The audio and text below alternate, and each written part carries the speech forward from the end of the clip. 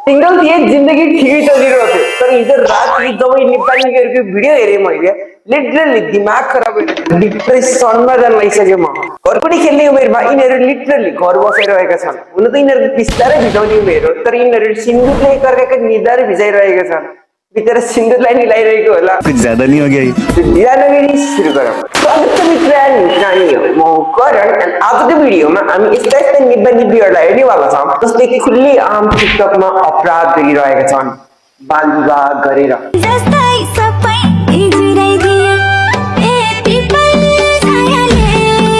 भयो यार भयो यत्रो उमेरमा विवाह गरेर गर्न खोजेको के हो 12 पास नगर्दै नाति नातिनीहरूको विवाह हेर्न मन छ क्या हो यो नेपाली निब्बीहरूको नागरिकता त पक्कै पनि बनेको छैन होला बनाउने उमेर पनि पुगेको छैन होला अब अङ्कल आन्टीहरू यिनीहरूको विवाह दर्ता चाहिँ केले गर्नुभयो यिनीहरूको जन्म दर्ताले यिनीहरूको उमेरमा मलाई भ्यालेन्टाइनको स्पेलिङ समेत आउँदैन थियो डेट सेट त टाढाको कुरा तर यिनीहरूलाई हेर न यो निब्बा निब्बीहरू आफ्नो रातलाई रङ्गीन बनाइरहेका छन्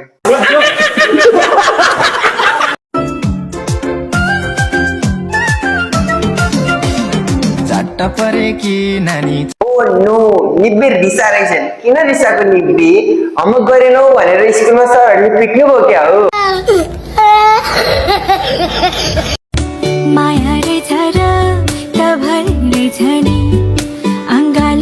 निब्बा निब्बीहरू स्कुल जान रहेछ केटा आफै सोच यो निब्बीको अगाडि सरहरूले यो निब्बालाई होमवर्क गरेनौ भनेर पनिसमेन्ट दिनुभयो अरे यो निब्बीको रियाक्सन कस्तो हुन्छ होला सर मेरो बोयफ्रेन्ड हो मेरो हस्बेन्ड हो पनिसमेन्ट नदिनु न म उसले एकदमै माया गर्छु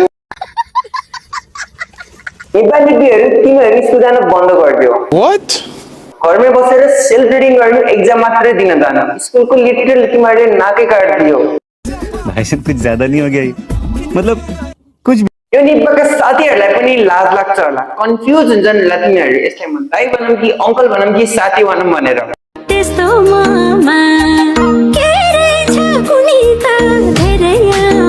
मैले तिमीलाई केही पनि आउँदैन न तिमी पढाइमा राम्रो छौ न तिमीलाई म्याथ्स आउँछ इङ्ग्लिस न साइन्स आउँछ एन्ड यो तिम्रो निब्बालाई पनि केही आउँदैन होला इट मिन्स द्याट आउँदैन प्लस आउँदैन तिमीहरूलाई केही पनि आउँदैन आउँछ त सिर्फ एउटा कुरा गर्न हाम्रो दिमाग खान हाँसिदेऊ न एकचोटि फेरि मन मानेन बिचरा निब्बाले हाँस्देऊ न भनिरहेछ हाँस्देऊ न निब्बी किन स्याड छौ यो निब्बाले एकदमै जो सरी हाँस्देऊ न यार किन रिसाछौ चोको पनि किन्दै खेलाउने कुरा किनिदिउँ बहिनी तिम्रो उमेर निधारमा सिन्दुर लाउने होइन स्कुलमा फर्स्ट सेकेन्ड थर्ड आएर घाँटीमा मेडल लाउने उमेर हो फर्स्ट सेकेन्ड थर्ड आएर घाँटीमा खाता लाउने उमेर हो अनि निब्बाको अनुहार हेर न भैँसीले पाटो पाउनु त कस्तो बनाउँछ त्यस्तै बनाएको छ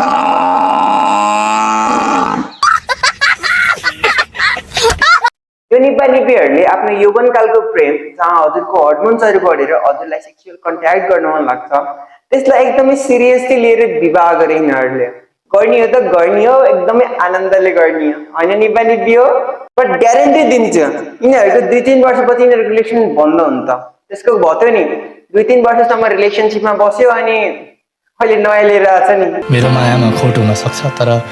मेरी मायामा कुनै खोट छैन अहिले थोडी थाहा पाउँछस् निब्बा अहिले त तेरो आँखामा कालो बादल लागेको छ जब यौवनकाल पार गर्छस् अनि थाहा हुन्छ जिन्दगी के हो भनेर अनि रियलाइज गर्छस् कि मैले करियर प्लानिङ गर्न छोडेर किन फ्यामिली प्लानिङ गरेँ भनेर जुन उमेरमा हामीहरू साथीहरू बटुलेर आइस एन्ड वाटर लुकिडुम छोपिडुम खेल्न जान्थ्यौँ यिनीहरू त्यो उमेरमा लिटरली आफ्नो छोराको भात खाने दिन मनाइरहेका छन्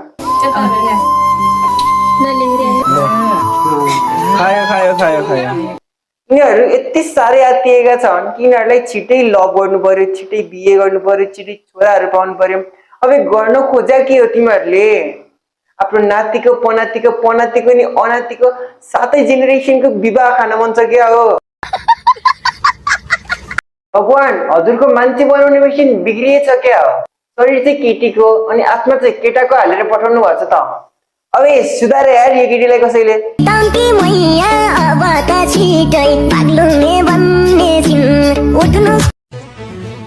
एक्सप्रेसन हेर न यस्तो बनाएको छ मानव कि झुस्ती किरा यसको चाकभित्र बस्न लाग्छ अनि यिनीहरूको आमा बाउहरू कति मोडर्न हुन सकेका हुन्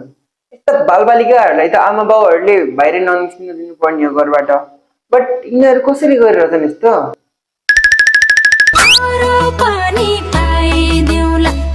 मैले तिम्रो नक्कली छोरा खेलाउने उमेर हो सक्कली छोरा खेलाउने सपना अहिले नै नदेख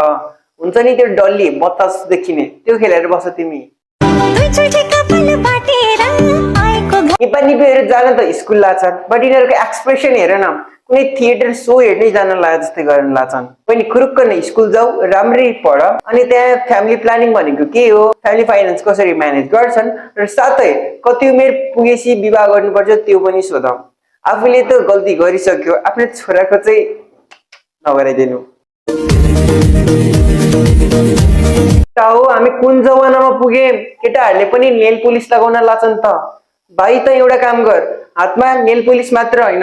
हातमा चुरा पनि लगाएर घुम्ने गर बल्ल तैँले हाम्रो निकिसमा म्यामलाई जित्न सक्छ सजिलै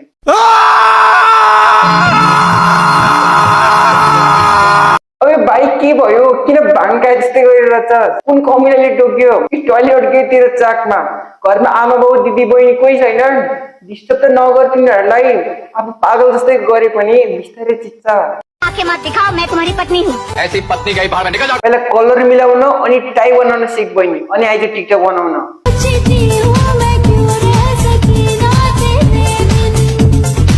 के हो नि त नेपाली एभेन्जर्सहरू जसले हामीलाई बचाउने काम होइन जसले हाम्रो दिमाग खाने काम गर्छन् त्यो बिचको फटेगिरालाई हेर्नु न यसरी उफ्रिरहेछ मानव कि यसको मोबाइलमा फर्स्ट टाइम वाइफाई कनेक्ट भयो अनि यो साइड साइडका नक्कली नोरापति र जुका यिनीहरू यसरी उफ्रिरहेछन् मानव कि यिनीहरूको पिछवाडामा कसैले आएर बाँस घुसाइदियो यस्तै म केही पनि भन्दिनँ यस्तै हजुरहरू नै कमेन्टमा रोस्ट गर्नु होला नेक्स्ट भिडियोमा कस्तै रोस्ट गरौँ प्लिज कमेन्ट गर्नु होला लाइक गरेर जानु होला सब्सक्राइब गर्नु होला सबै खुसी बस्नु होला थ्याङ्क यू बाई बाई